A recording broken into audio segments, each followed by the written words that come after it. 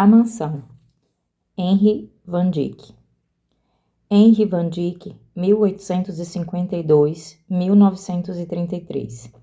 Era filho de um ministro cristão e ele próprio foi um pastor, além de um autor americano. Sua educação religiosa fica evidente em sua obra, que se concentra em encontrar qualidades redentoras na humanidade e restaurar a bondade e uma mentalidade correta para pessoas que se desviaram. A Mansão foi escrita em 1911 como metade de um livro de 2 partes, a outra metade sendo a história do quarto sábio. Este conto se relaciona com a passagem em Mateus 6:1-4, que ensina a não buscar recompensas terrenas por boas obras, mas a esperar pela recompensa eterna que Deus está preparando. A Mansão. Havia um ar de calma e opulência contido em torno da mansão Waitman, que comunicava não dinheiro desperdiçado, mas riqueza cuidadosamente aplicada. Situada numa esquina da avenida que não estava mais em voga para residências, ela contemplava a maré crescente de negócios com uma expressão de complacência e meio desdém. A casa não era bela. Não havia nada em sua face reta de pedra, cor de chocolate, em suas pesadas cornijas, suas largas e arregaladas janelas de vidro plano, suas portas de mogno torneado e enfeitado com bronze no alto da larga entrada que encantasse o olhar ou fascinasse a imaginação. Mas era eminentemente digna de respeito e, à sua maneira, imponente. Ela parecia dizer que as reluzentes lojas dos joalheiros, dos chapeleiros, dos confeiteiros, dos floristas, dos negociantes de quadros, dos peleiros, dos fabricantes de raras e caras antiguidades, dos varejistas, dos luxos da vida, estavam aquém da atenção de uma casa que tinha seus alicerces na alta finança e fora construída literal e figuradamente à sombra da igreja de São Petrônio.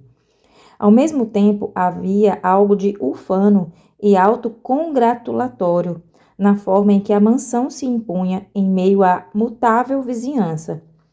Ela quase parecia estar um pouco elevada entre os altos edifícios por perto, como se ela sentisse o valor crescente da terra sobre a qual estava. John Waitman era como a casa dentro da qual se construíra há 30 anos, e na qual suas ideias e ambições se encrustavam.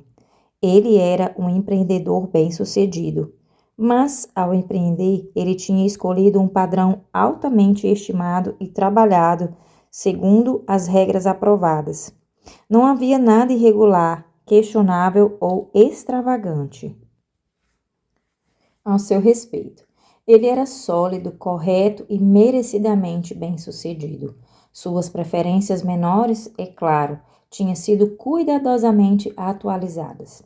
Ao devido tempo, pintura dos mestres da escola de Barbizon, pratos e retratos ingleses antigos, bronzes de Barry e mármores de Rodin, tapetes persas e porcelanas chinesas foram introduzidos à mansão. Ela continha uma sala de recepções a Luís XV, uma sala de visitas à moda do Império, uma sala de jantar jacobina e vários aposentos que lembravam vagamente os estilos da mobília afetados por monarcas falecidos. O fato de os corredores serem curtos demais para a perspectiva histórica não fazia muita diferença. A arte decorativa americana, imprevisível, absorve todos os períodos. De cada período, o Sr. Waitman desejava ter algo de melhor. Ele entendia seu valor, presente como um certificado e prospectivo como um investimento. Era apenas quanto à arquitetura de sua casa de cidade que ele permaneceria conservador, imóvel. Poder-se-ia até dizer cristão do começo da era vitoriana. Sua casa de campo em Dulwich-on-the-Sound era um palácio da Renascença italiana. Mas na cidade, ele aderira a uma arquitetura que tinha associações morais, à época das casas de tijolo marrom do século XIX. Era um símbolo de sua posição social, sua doutrina religiosa e até, de certa forma, seu credo nos negócios. Um homem de princípios fixos, ele dizia, deve expressá-los na aparência de sua casa. Nova York muda sua arquitetura doméstica muito rapidamente. É como o divórcio. Não é decoroso, eu não gosto. Extravagância e volubilidade são anunciadas na maioria das casas novas. Eu desejo ser conhecido por qualidades diferentes. Dignidade e prudência são as coisas em que as pessoas confiam. Todos sabem que tenho meios para viver na casa que me convém. É uma garantia ao público. Inspira confiança. Auxilia minha influência. Há um texto na Bíblia sobre uma casa que tem alicerces. Este é o tipo apropriado de mansão para um homem sólido. Harold Waitman muitas vezes ouvia seu pai discursando dessa maneira sobre os princípios fundamentais da vida, e sempre com a mente dividida. Ele admirava imensamente os talentos de seu pai e a energia obstinava com que os aprimorava. Mas, na filosofia paterna, havia algo que inquietava e oprimia o jovem, fazendo-o ansiar interiormente por ar fresco e poder agir livremente. Às vezes, na universidade e durante os seus anos de faculdade de direito, ele cedeu a seus impulsos e, uma vez rompido, ora, rumo à extravagância e excesso, ora, quando vinha a reação, rumo a uma dedicação romântica ao trabalho entre os pobres. Ele sentiu a desaprovação de seu pai por ambas as formas de imprudência, mas ela nunca era expressa de forma ríspida ou violenta, sempre com certa paciência tolerante, como alguns talvez demonstrem para com os erros e impulso das criancinhas. John Waitman não era afoito, impulsivo e irrefletido, nem mesmo com os próprios filhos. Com estes, como com o resto do mundo, ele sentia que tinha uma reputação a manter, uma teoria para justificar. Ele tinha meios para lhe dar tempo para verem o que eles estava absolutamente certo. Uma de suas citações preferidas da Bíblia era: "Espera pelo Senhor", o qual aplicava ao mercado imobiliário e às pessoas como resultados proveitosos. Mas para as pessoas, a sensação de ser motivo de espera nem sempre é agradável. Às vezes, especialmente com os jovens, isso produz uma vaga inquietação, um ressentimento mudo que é agravado pelo fato de que mal se pode explicá-lo ou justificá-lo. Disso, John Waitman não estava ciente. Era algo que estava além de seu horizonte. Ele não levou isso em consideração no projeto de vida que traçara para si e para sua família como participantes e herdeiros de seu sucesso. "Papai, brinca conosco", disse Harold à sua mãe num momento de irritação. "Como peças de xadrez." "Meu querido", disse aquela senhora, cuja fé em seu marido era religiosa, "você não deveria falar tão impacientemente. Pelo menos ele vence o jogo. Ele é um dos homens mais respeitosos em Nova York e também é muito generoso." "Eu queria que ele fosse generoso a ponto de deixar-nos ser nós mesmos", disse o jovem. "Ele sempre tem algo planejado para nós e espera conduzir-nos nessa direção." "Mas não é sempre para o nosso benefício?" replicou sua mãe. "Olhe para a posição que temos. Ninguém pode dizer que haja mácula alguma em nosso dinheiro. Não há boato sobre o seu pai. Ele cumpre as leis de Deus e dos homens. Ele nunca cometeu nenhum equívoco." Harold levantou-se da poltrona e atiçou o fogo. Então voltou à senhora robusta, bem vestida e de aparência firme, e sentou-se ao seu lado no sofá. Ele tomou a mão dela gentilmente e olhou para os 2 anéis, uma fina banda de ouro amarelo e um solitário de diamante, que se mantinham em seu lugar no dedo anelar, como modesta dignidade. Como quem não tem vergonha, mas sim justificados pelo esplendor da esmeralda que reluzia ao lado deles. Mãe, ele disse, a senhora tem uma mão maravilhosa e papai não errou quando a conquistou. Mas a senhora tem certeza de que ele sempre foi assim, tão inerrante? Harold, ela exclamou um tanto rigidamente, o que você quer dizer? A vida dele é um livro aberto. Ah, ele respondeu, eu não quero dizer qualquer coisa ruim, mãe querida. Eu sei que a vida do governador é um livro aberto, um registro, se preferir, mantido na contabilidade mais precisa e sempre pronto para a inspeção. Cada página correta e apresentando um belo saldo. Mas não seria um erro não permitir que cometamos os nossos, que aprendamos por nós mesmos, que vivamos nossa própria vida? Será que precisamos trabalhar pelo equilíbrio nisto ou naquilo? Quero ser eu mesmo, sair deste eterno plano lucrativo, dar vazão a mim mesmo e perder-me por um tempo. Pelo menos, fazer as coisas que desejo simplesmente porque quero fazê-las. Meu menino, disse sua mãe ansiosamente, você não está para fazer algo errado ou alguma tolice? Você sabe da falsidade daquele velho provérbio sobre a aveia selvagem. Ele jogou a cabeça para trás e riu. Sim, mãe, ele respondeu, eu sei muito bem. Mas na Califórnia, a senhora sabe. A aveia selvagem é uma das safras mais valiosas. Cresce em todas as colinas e alimenta o gado e os cavalos. Mas isso não é isso que eu quero dizer. Não quero semear aveia selvagem. Digamos, colher flores silvestres, se preferir, ou até caçar gansos selvagens. Fazer algo que me pareça bom por si só, não por causa de resultados ou algum tipo ou outro. Sinto-me como um assalariado a serviço desta mansão, magnífica, como se em treinamento para a posição de meu pai como mordomo-chefe. Eu gostaria de escapar, de algum jeito me sentir livre, talvez fazer algo pelos outros. A voz do rapaz hesitou um pouco. Sim, parece que não posso. Eu sei, mas sinto às vezes que eu gostaria de fazer algo bem no mundo. Se ao menos papai não insistisse que Deus o colocasse no registro. A mãe dele se mexeu, irrequieta, e um olhar de ligeira confusão cobriu seu rosto. Isso não é quase irreverência? Ela perguntou. Certamente os justos receberão sua recompensa, e seu pai é bom. Veja o quanto ele doa para todas as instituições de caridade conhecidas.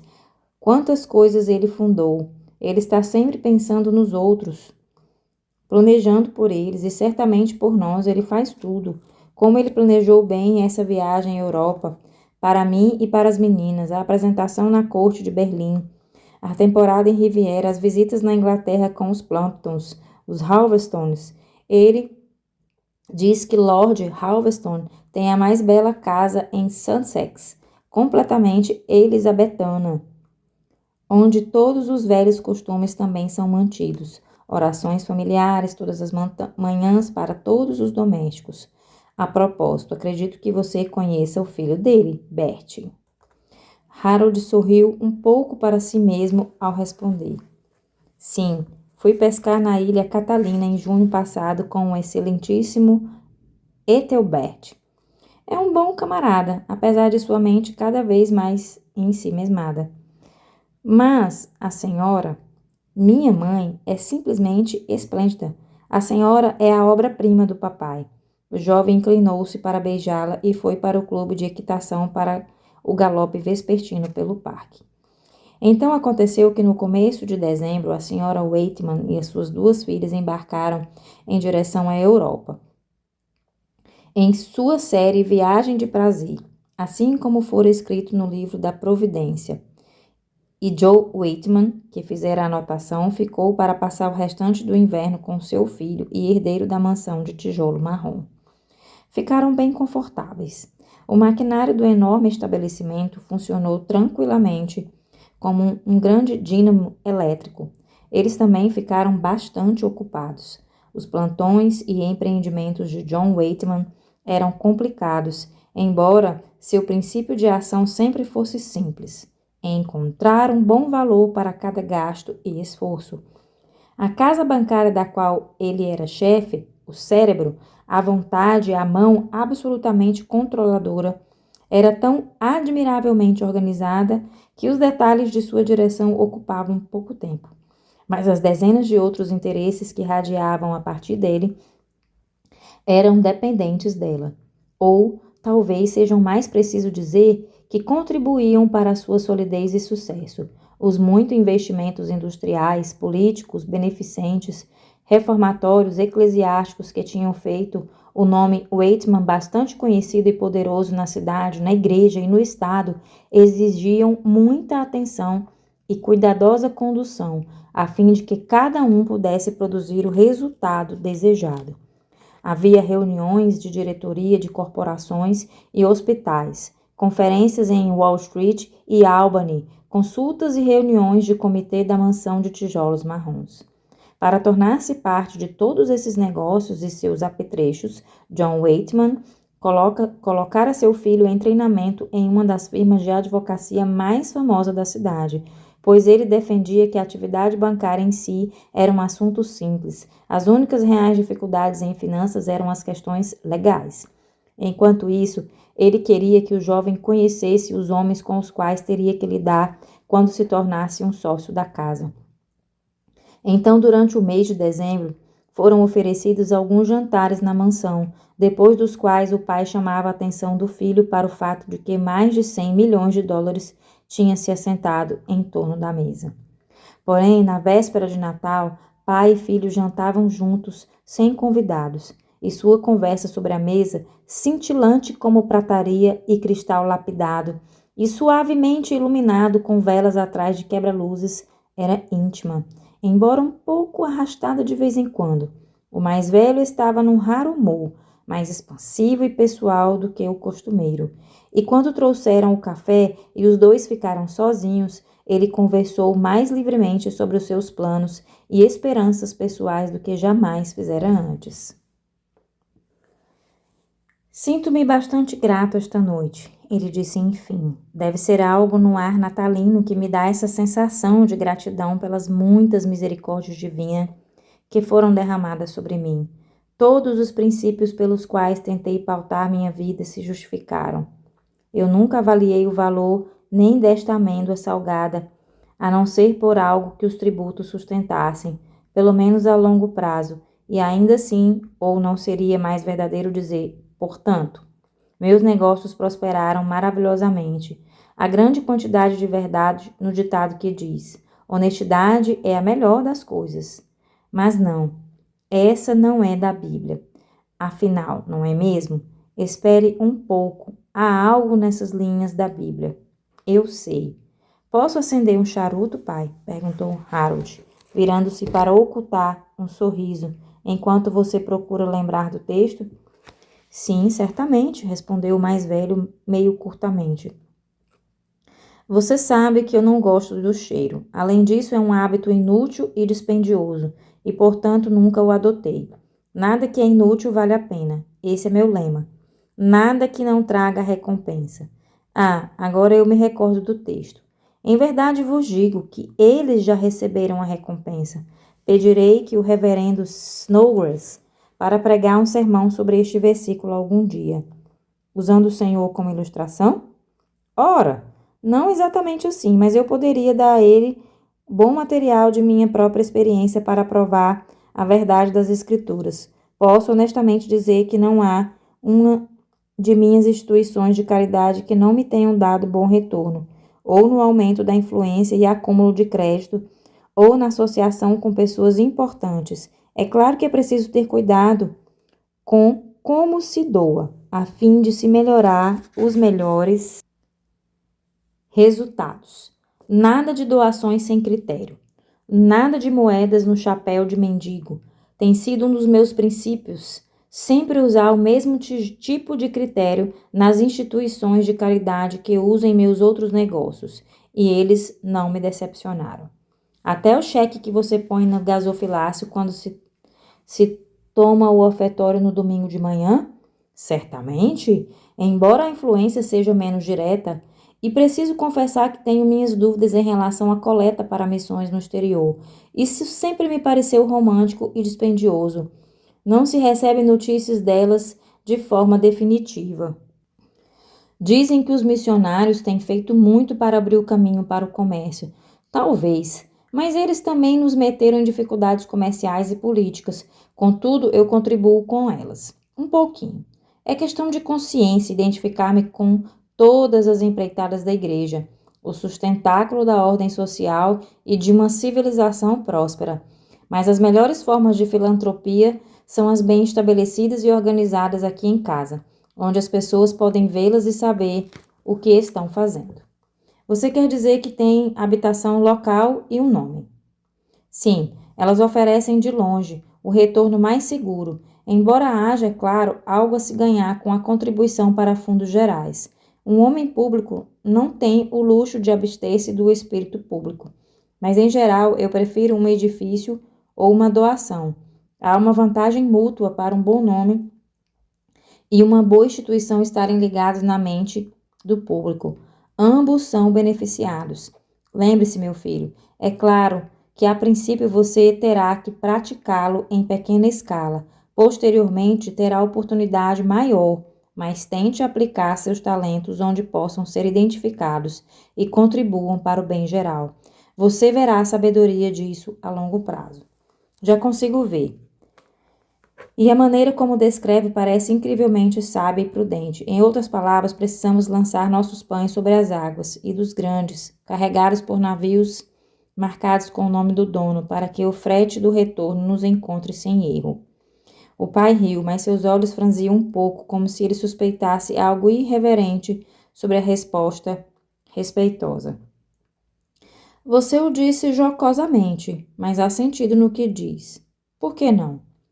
Deus governa o mar, mas ele espera que sigamos as leis da navegação e comércio.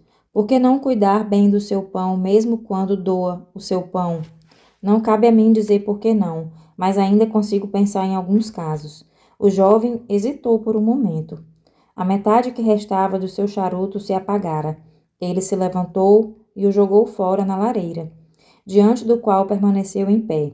Uma figura jovem, esguia, motivada e impaciente, com um quê de avidez no rosto bonito, estranhamente parecido e diferente do pai, o qual contemplava com curiosidade meio melancólica.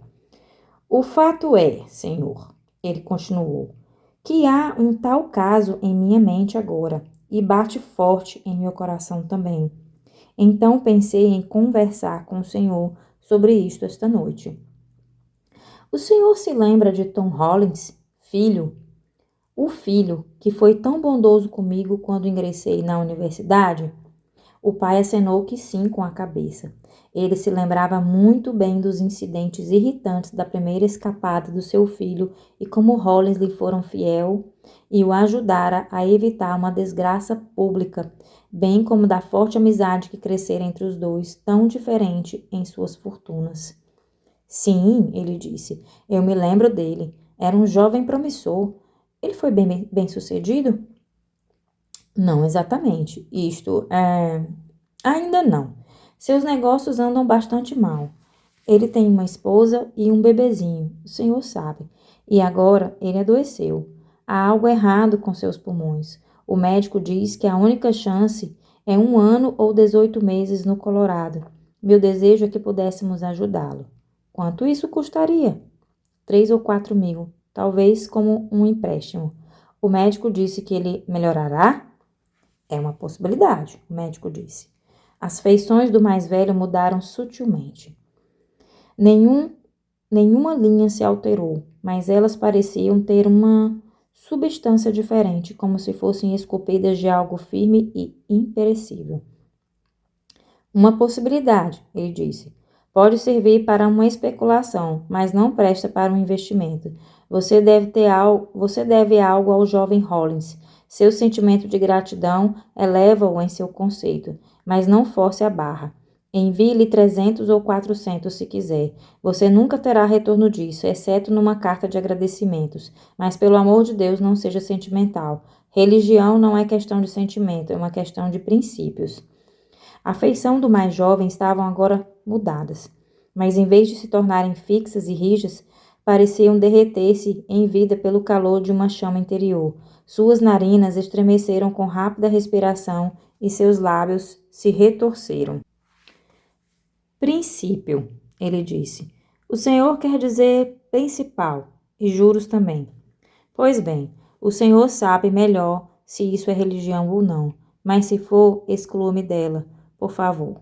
Tom salvou-me de ir ao diabo há 6 anos, e que eu seja amaldiçoado se eu não o ajudar o máximo que puder agora. John Waitman olhou firmemente para o seu filho. Harold, ele disse enfim, você sabe que não gosto de linguajar violento e este nunca tem influência comigo. Se eu pudesse honestamente aprovar essa sua proposta, eu lhe daria o dinheiro, mas não posso. É extravagante e inútil, mas amanhã você terá seu cheque natalino de $1.000 em mãos. Pode usá-lo como bem entender. Eu nunca interfiro com assuntos privados. Obrigado, disse Harold.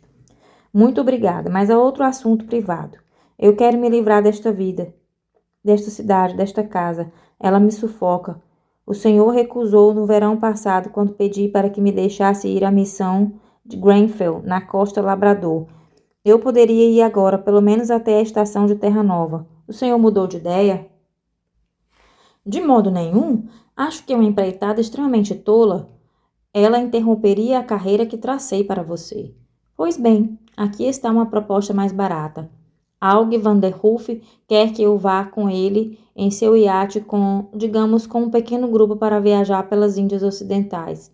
O senhor preferiria isso? Certamente não. O grupo de Van der Hoof é libertino e pagão. Não quero você andando na companhia de tolos que caminham na larga e mansa estrada que leva à perdição. É uma escolha bem difícil, disse o jovem, com um riso curto, voltando-se para a porta. De acordo com o senhor, há pouca diferença, o céu de um tolo ou o inferno de um tolo. Bem, é um ou outro para mim, e tirarei na moeda esta noite. Cara, eu perco, coroa o diabo ganha. Seja como for, estou farto disso e vou cair fora. Harold, disse o mais velho, e havia um ligeiro tremor em sua voz. Não vamos brigar na véspera de Natal. Tudo o que eu quero é persuadi-lo a pensar seriamente nos deveres e responsabilidades às quais Deus o chamou. Não fale levianamente do céu e inferno. Lembre-se, há outra vida. O jovem voltou e pôs a mão sobre o ombro do seu pai. Pai, ele disse, eu quero me lembrar. Eu tento acreditar nisso, mas de alguma forma ou de outra, nesta casa tudo me parece irreal. Sem dúvida, tudo que o Senhor diz é perfeitamente certo e sábio, e não ouso arguir contra. Mas eu não consigo sentir, isso é tudo. Se devo ter uma alma, seja para perder ou para salvar, eu preciso viver de verdade. Agora mesmo, nem o presente nem o futuro significam coisa alguma para mim.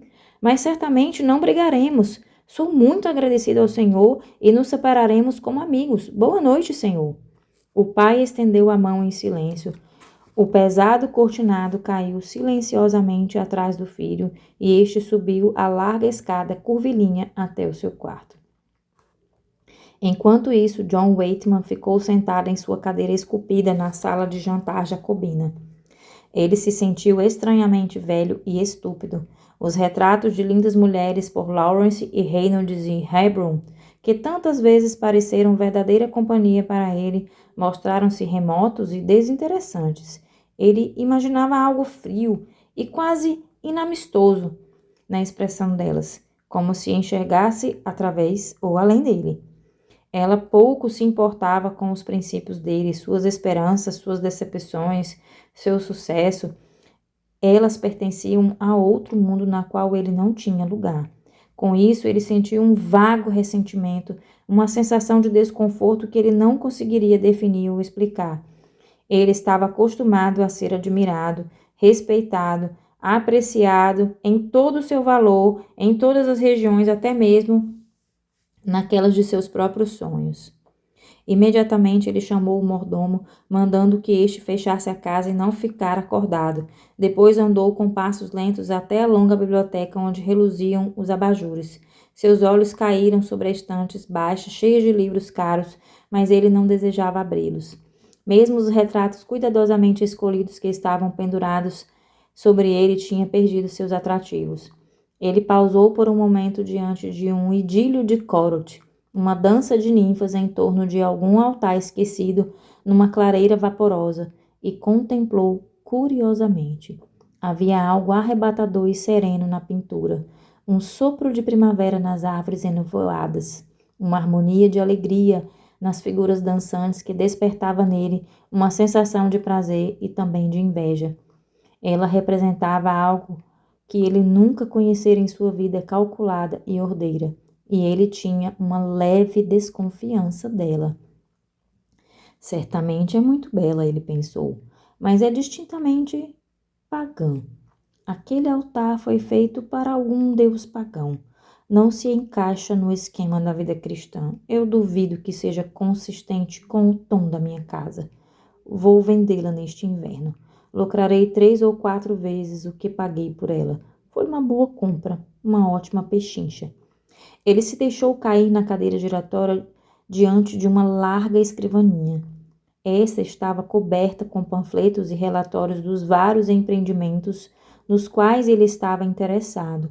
Havia uma pilha de recorte de jornal em que seu nome era mencionado com louvor por seu poder como sustentáculo financeiro, por sua benevolência criteriosa, por seu apoio a movimentos sábios e prudentes de reforma, por sua discrição ao fazer doações públicas permanentes. As instituições caridosas Waitman, um editor muito complacente, as denominou, como se elas merecessem ser classificadas como uma espécie distinta. Ele revirou os papéis com indiferença. Havia uma descrição e um retrato da ala Waitman do Hospital para Deficientes Físicos, do qual ele era presidente, e um artigo sobre o novo professor na cátedra Waitman de Jurisprudência Política, na Universidade de Jackson, da qual ele era administrador. Também um relato ilustrado da inauguração da Escola Fundamental Waitman, em Dulwich of the Sound, onde ele tinha sua residência legal para fins tributários. Esta última talvez fosse a mais cuidadosamente planejada das instituições caridosas Waitman. Ele desejava ganhar a confiança e o apoio de seus vizinhos rurais. Fora-lhe muito agradável quando o jornal local falara dele como um cidadão ideal e o candidato lógico para ser o governador do estado. Mas de todo pareceu-lhe mais sábio não se envolver ativamente com política. Seria mais fácil e melhor inserir Harold no pleito e enviá-lo para o legislativo no distrito de Woolwich, depois para o Congresso Nacional e em seguida para o Senado. Por que não? Os interesses Waitman eram amplos o suficientes para precisarem de um representante direto e um guardião em Washington. Mas naquela noite todos esses planos pareciam empoeirados. Estavam secos e desmoronavam como habitações abandonadas. O filho em que sua ambição complacente havia se baseado tinha dado as costas para a mansão das esperanças de seu pai. A ruptura talvez não fosse definitiva e de qualquer forma haveria muito pelo qual viver. As fortunas da família estariam seguras, mas o sabor de tudo se desfaria se John Waitman tivesse que abrir mão da certeza de perpetuar seu nome e seus princípios em seus filhos. Foi uma decepção amarga e ele sentia que não a merecia. Ele se levantou da cadeira e andou pelo aposento com passos de chumbo. Pela primeira vez em sua vida, sua idade pairava visivelmente sobre ele. Sua cabeça estava pesada e quente e os pensamentos que se agitaram nela eram confusos e deprimentes. Será que ele tinha se equivocado quanto aos princípios de sua existência? Não havia nenhum argumento no qual Harold dissera. Era quase infantil, mas ainda assim tinha abalado o pai mais profundamente do que ele queria revelar. A fala continha um ataque silencioso que o atingira mais do que uma crítica aberta. Estava supondo que o fim da sua vida estivesse mais próximo do que o que ele pensava. O fim precisava chegar ao final. E se fosse agora? Ele não tinha construído sua casa sobre uma rocha? Não tinha guardado os mandamentos? Não era, quanto à justiça que há na lei, irrepreensível? E além disso, mesmo se houvesse falhas em seu caráter, todos os homens são pecadores. Ele certamente acreditava nas doutrinas salvadoras da religião. O perdão do pecado, a ressurreição do corpo, a vida eterna. Sim, essa era a verdadeira fonte de conforto, afinal. Ele leria uma porção da Bíblia, como fazia toda noite, e iria para a cama dormir. Ele voltou para sua cadeira à escrivaninha. Um estranho peso de fadiga caiu sobre ele, mas ele abriu o livro num lugar familiar, e os seus olhos caíram sobre o versículo no fundo da página. Não acumuleis para vós outros tesouros sobre a terra. Esse fora o texto do sermão há algumas semanas. Sonolento e de maneira pesada, ele tentou fixar sua mente nele e lembrar-se dele. O que era que o reverendo Snodgrass dissera? Ah, sim, que era um erro pausar a leitura neste versículo. Precisamos continuar sem pausa. Não acumuleis para vós outros tesouros sobre a terra, onde a traça e a ferrugem corroem e onde ladrões escavam e roubam. Essa era a verdadeira doutrina. Podemos ter tesouros na terra, mas não devem ser colocados em lugares inseguros, mas em lugares seguros. Uma doutrina deveras reconfortante. Ele sempre a seguira. Traças, ferrugens e ladrões não tinham danificado seus investimentos. Os olhos pendentes de John Waitman seguiram para o próximo versículo no alto da segunda coluna. Mas ajuntai para vós outros tesouros no céu. Agora, o que o reverendo dissera sobre isso? Como isso deve ser compreendido? Em que sentido? Tesouros no céu? O livro parecia flutuar para longe dele. A luz se apagava e ele se perguntou vagamente se poderia ser a morte, vindo tão repentinamente, tão sorrateiramente, tão irresistivelmente. Ele lutou por um momento para manter-se ereto e depois afundou lentamente sobre a escrivaninha. Sua cabeça repousou sobre as suas mãos unidas e ele caiu no desconhecido. Quanto tempo depois recobrou sua consciência, ele não sabia. O vazio podia ter durado 1 hora ou um século. Ele sabia apenas que algo acontecera no intervalo. O que era, ele não sabia dizer. Teve grande dificuldade para encontrar o fio de sua identidade de novo. Sentiu que ele era mesmo, era ele mesmo, mas o problema era fazer suas conexões, verificar e situar-se, saber quem era e onde estava. Finalmente, as coisas ficaram mais claras. John Waitman estava sentado em uma pedra, não muito longe de uma estrada, em uma terra estranha. A estrada não era uma via comum, cercada, nivelada. Era como um grande caminho batido, traçado por milhares de pés passados sobre o campo aberto na mesma direção. Lá embaixo no vale, o qual ele conseguia enxergar, a estrada parecia formar-se aos poucos, a partir de muitas vias menores, estreitas, sendo sendas atravessando campinas, atalhos tortuosos seguindo ao longo de riachos, trilhas fracamente marcadas emergindo das florestas. Mas na encosta do monte, os fios se entrelaçavam mais firmemente em uma banda de viagem, embora ainda houvesse suaves caminhos unindo-se a ela aqui e ali, como se pessoas estivessem escalando por outras vias e, enfim, tivessem voltado para procurar a estrada. Da beirada do monte, onde John Waitman estava assentado, ele avistava os viajantes em pequenos grupos ou grandes companhias, ajuntando-se de vez em quando pelos diferentes caminhos na subida. Estavam todos vestidos de branco e a forma de suas vestes era estranha para ele, era como uma pintura antiga. Passaram por ele grupo após grupo, conversando baixinho ou cantando. Não se apressavam, mas iam com um certo ar de ansiedade e alegria, como estivessem felizes por estar a caminho de um lugar indicado.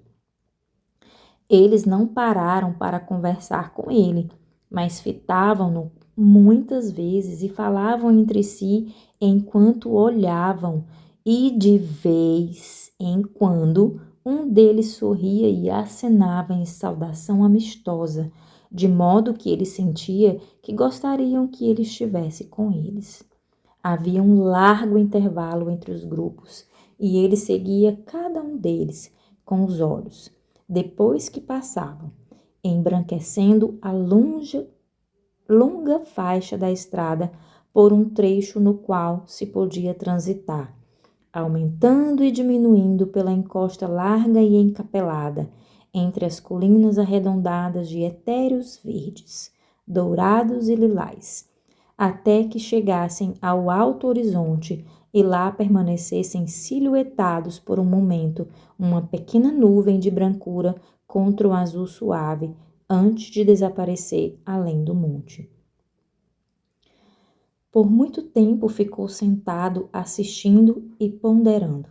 Era um mundo muito diferente daquele em que sua mansão na avenida fora construída, e parecia-lhe muito estranho, mas tão real, mais real do que qualquer coisa que ele já vira. Logo ele sentiu um forte desejo de conhecer que país era aquele e para onde as pessoas iam.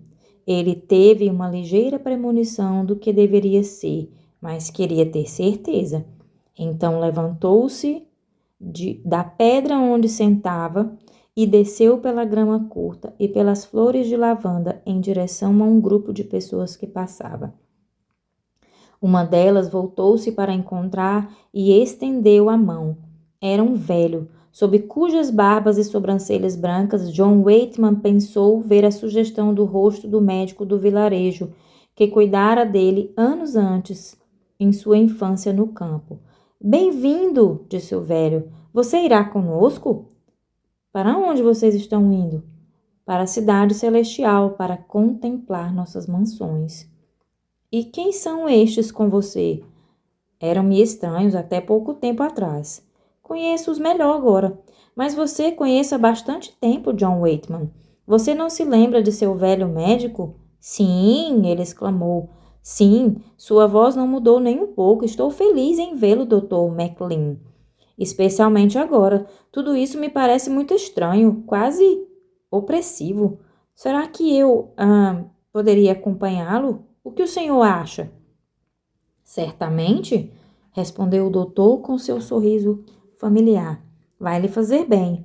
E você também deve ter uma bela mansão na cidade aguardando-o. Não está ansioso por ela? Sim, replicou o outro, hesitando um pouco. Sim, creio que deve ser sim. Embora eu não esperasse vê-la tão cedo, mas irei com você e podemos conversar no caminho. Os dois homens rapidamente alcançaram as outras pessoas, e todos seguiram juntos pela estrada. O doutor tinha pouco para contar de sua experiência, pois sua vida tinha sido modesta e dura, gasta sem intercorrência no cuidado por outros, e a história do vilarejo era bem simples. As aventuras e os triunfos de John Waitman teriam dado uma história mais rica e imponente, repleta de contatos com os grandes eventos e personagens da época, mas, de uma forma ou de outra, ele não fez questão de falar muito sobre isso, caminhando naquela vasta charneca celestial, sob aquele tranquilo arco de anil, sem sol, naquele ar de perfeita paz, onde a luz se difundia, sem sombra, como se o espírito vital de todas as coisas fosse luminoso. Havia apenas uma outra pessoa além do doutor naquela pequena companhia que John Waitman tinha conhecido antes, um velho contador que passara a sua vida diante de uma escrivaninha, fazendo contas de maneira cuidadosa, um homúnculo enferrujado e moroso, paciente e estreito, cuja esposa estivera no hospício por 20 anos e cuja filha era aleijada, para cujo conforto e contentamento ele trabalhara e sacrificava sem descanso. Foi uma surpresa encontrá-lo aqui, tão despreocupado e alegre quanto os demais. A vida dos outros na companhia foram reveladas em breves relances enquanto conversavam. Uma mãe enviuvada cedo, que mantivera seu pequeno rebanho de filhos juntos e trabalhara por duros e pesados anos para criá-los em pureza e conhecimento. Uma irmã da caridade que dedicara-se ao cuidado dos pobres que estava sendo devorado pelo câncer. Um professor cujo coração e vida foram derramados em seu manso trabalho de treinar meninos para a hombridade límpida e ajuizada. Um missionário médico que abrira mão de uma brilhante carreira na ciência para assumir um hospital no coração da África. Uma linda mulher com cabelos grisalhos que abdicara de seus sonhos de amor e casamento para cuidar de um pai inválido e que depois da morte deste fizera de sua vida uma longa e constante busca por formas de fazer o bem a outros. Um poeta um poeta que caminhara entre os cortiços apinhados de grande cidade, levando alegria e consolo não apenas com suas canções, mas com suas sábias e pacientes obras de auxílio prático. Uma paralítica que jazera por 30 anos em sua cama, impotente, mas não desesperada, obtendo êxito por um milagre de coragem em seu único alvo de nunca reclamar, mas sempre transmitia um pouco de alegria e paz a todos que se aproximassem dela. Todas essas e outras pessoas como elas, pessoas de pouca importância no mundo, mas agora aparentemente cheias de grande contentamento e uma alegria interior que tornava seus passos leves, estavam na companhia que passava pela estrada, conversando sobre as coisas passadas e as coisas por vir, e cantando de vez em quando com vozes límpidas, das quais o véu da idade e da tristeza foram tirada. John Waitman entoou juntos algumas das canções as quais lhe eram familiares por causa da igreja, a princípio com um pouco de hesitação, depois mais confiantemente, pois à medida que prosseguiam, sua sensação de estranheza e temor com essa nova experiência diminuiu, e seus pensamentos começaram a retomar sua segurança e complacência habitual. Não estavam essas pessoas a caminho da cidade celestial? Não estava ele em seu devido lugar entre elas? Ele sempre ansiara por essa jornada. Se elas estavam tão certas, cada uma de encontrar lá uma mansão, não poderia ele estar mais certo disso? Sua vida fora mais frutífera do que a deles. Ele fora um líder, um fundador de novos empreendimentos, uma coluna da igreja do Estado, um príncipe da casa de Israel. 10 talentos foram lhe dados e os transformaram em 20. Seu galardão seria proporcional.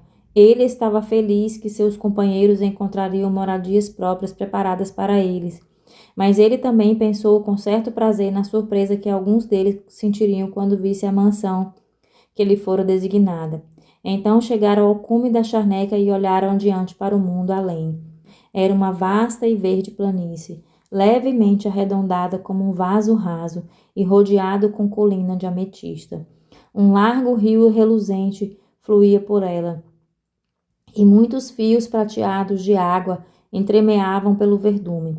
E havia sébias de altas árvores às margens do rio e pomares cheios de roseiras florescendo junto ao pequeno riacho. E no meio de tudo estava a cidade, branca, maravilhosa e radiante. Quando os viajantes a viram, encheram-se de espanto e alegria. Passaram sobre os riachinhos e entre os pomares rápido e silenciosamente, como se temessem que a cidade pudesse desaparecer se eles falassem. A muralha da cidade era muito baixa. Uma criança podia enxergar por cima dela, pois era feita apenas de pedras preciosas que nunca são grandes.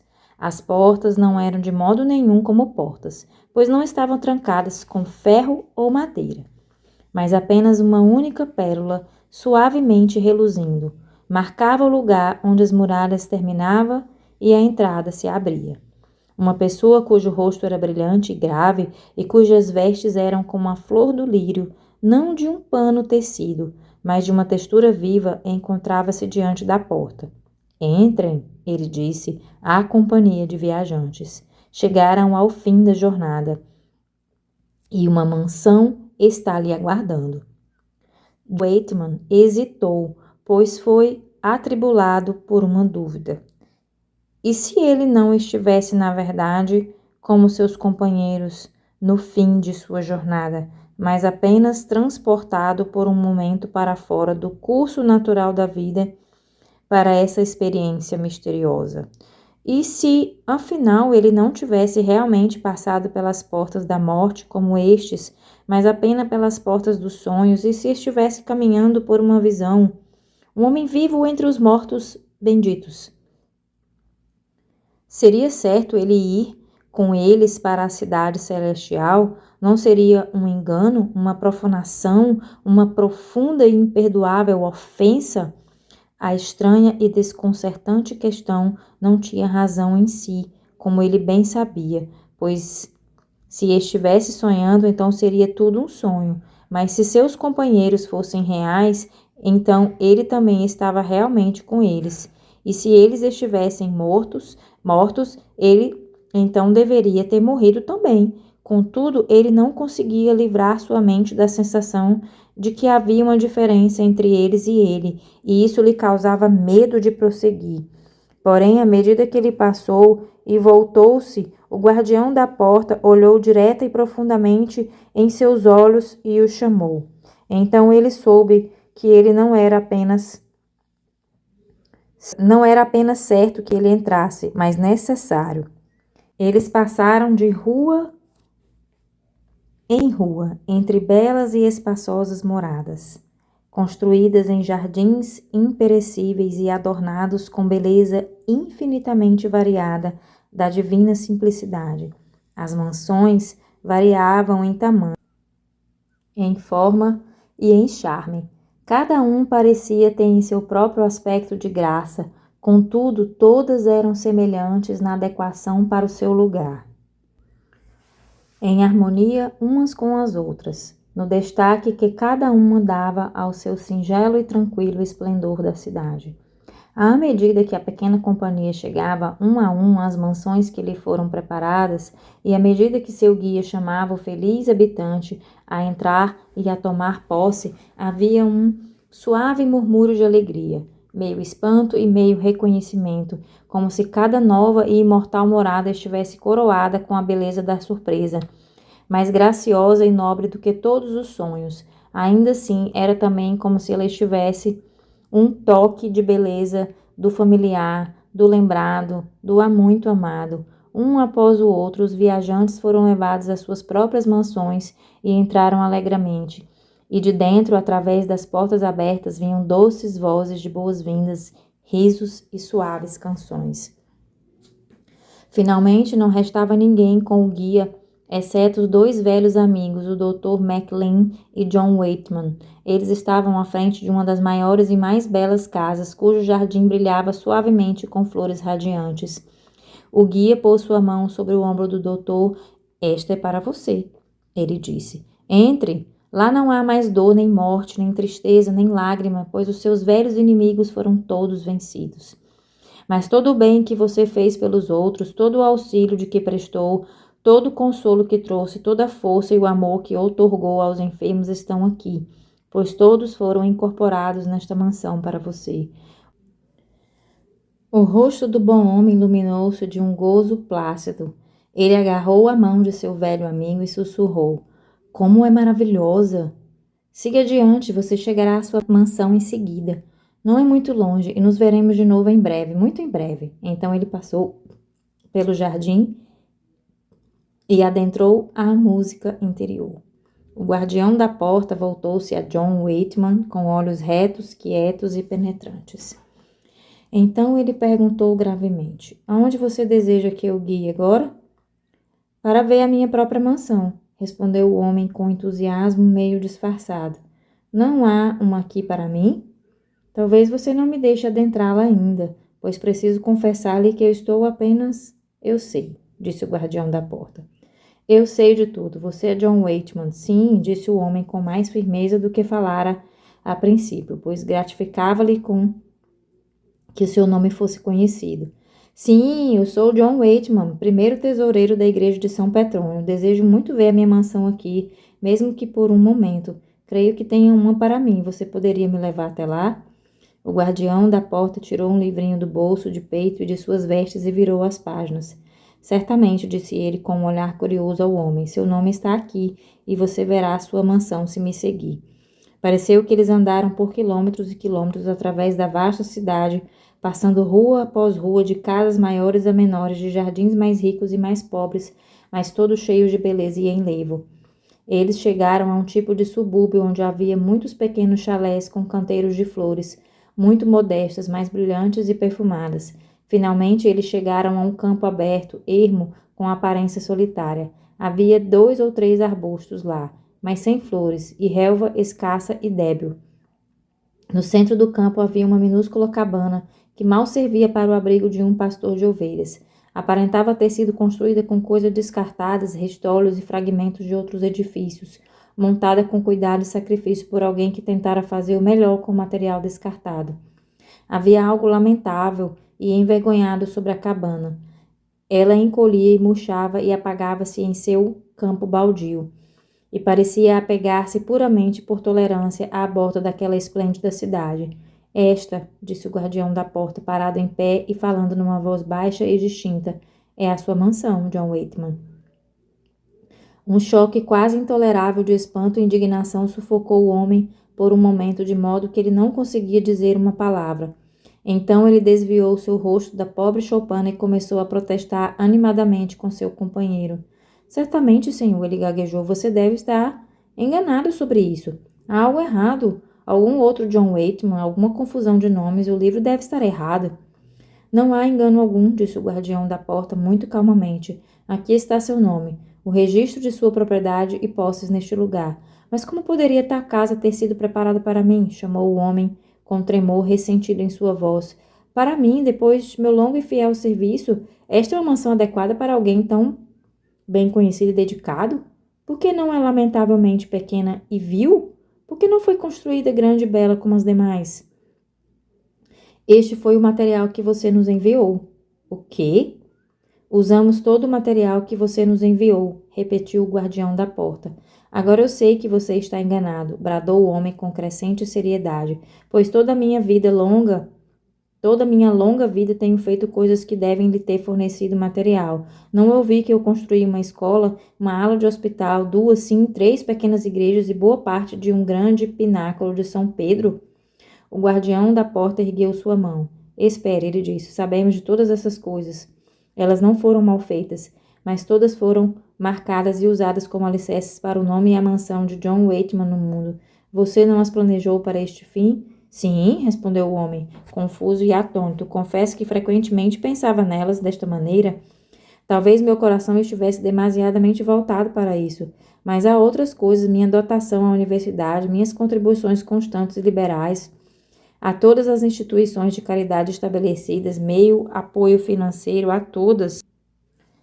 Espere, disse o guardião da porta de novo. Não foram todas essas cuidadosamente registradas na terra, onde acrescentariam ao seu crédito? Não foram feitas totalmente. Em verdade, você recebeu sua recompensa por elas. Deseja ser pago em dobro? Não, lamentou o homem com profundo desânimo. Não ouso reivindicar isso. Reconheço que considerei demasiadamente meus próprios interesses, mas certamente não foi em tudo. O Senhor disse que essas coisas não foram feitas totalmente. Elas realizaram algum bem no mundo. Isso não vale alguma coisa? Sim, respondeu o guardião da porta. Vale algo no mundo onde você as considerou, mas elas não lhe pertencem aqui. Guardamos e usamos tudo que você nos enviou. Esta é a mansão que preparamos para você.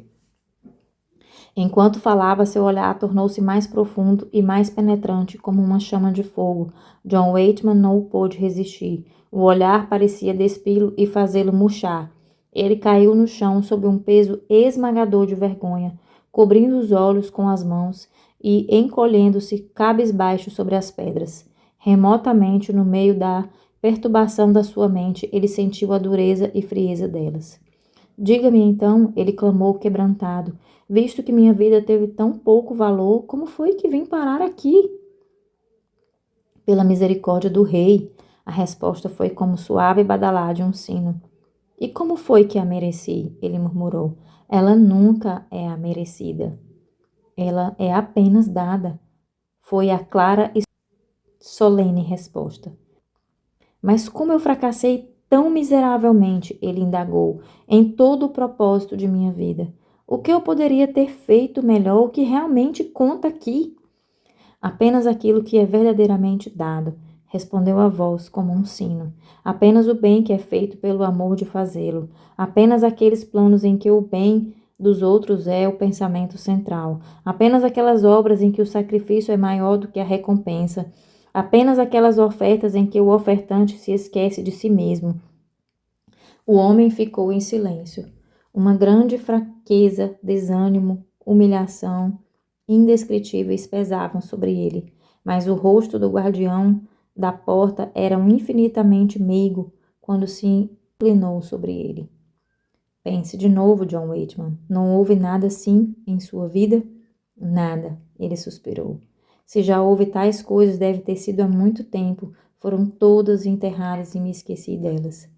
Havia um inefável sorriso no guardião da porta e sua mão traçou um sinal da cruz sobre a cabeça curvada enquanto ele falava suavemente. Essas são as coisas das quais o rei nunca se esquece, e como houve poucas delas em sua vida, você tem uma pequena morada aqui. A sensação de frieza e dureza sob as mãos de Waitman tornou-se mais aguda e mais distinta. A impressão de cansaço, lassidão corporal, pesava sobre ele, mas havia uma calma, quase uma leveza em seu coração enquanto ele ouvia as vibrações evanescentes dos tons prateados dos sinos. Os relógios da chaminé na lareira tinham acabado de dar a última das 7 badaladas quando levantou a cabeça de cima da escrivaninha. Finos e pálidos fios do alvorecer da cidade caíam dentro do cômodo pelo estreito vão das pesadas cortinas. O que era isso que lhe acontecera? Estivera doente? Teria ele morrido e voltado a viver? Ou teria ele apenas dormido e sua alma ido passear em sonhos? Ele se sentou por algum tempo, imóvel, não perdido, mas encontrando-se em pensamentos. Então ele tomou um livro estreito da gaveta da escrivaninha, escreveu um cheque e destacou. Ele subiu as escadas lentamente, bateu suavemente à porta de seu filho. Não ouvindo resposta, entrou sem fazer barulho. Harold dormia, seu braço nu lançado sobre a cabeça e suas feições ansiosas relaxadas em paz. Seu pai o contemplou por um momento com olhos estranhamente brilhantes, e então foi na ponta dos pés até a escrivaninha. Encontrou um lápis e uma folha de papel e escreveu rapidamente. Meu querido filho, aqui está o que você me pediu. Faça com isso o que quiser e peça mais se precisar. Se ainda estiver pensando naquele trabalho com Grethel, conversaremos sobre isso hoje depois da igreja. Quero conhecer melhor o seu coração e se cometi erros. Um leve ruído fez com que ele virasse a cabeça. Harold estava sentado sobre a cama com olhos arregalados. Pai? Ele exclamou. É o senhor? Sim, meu filho, respondeu John Waitman. Eu voltei. Quero dizer, eu subi. Não, eu entrei. Bem, eu estou aqui. Que Deus nos dê um bom Natal juntos.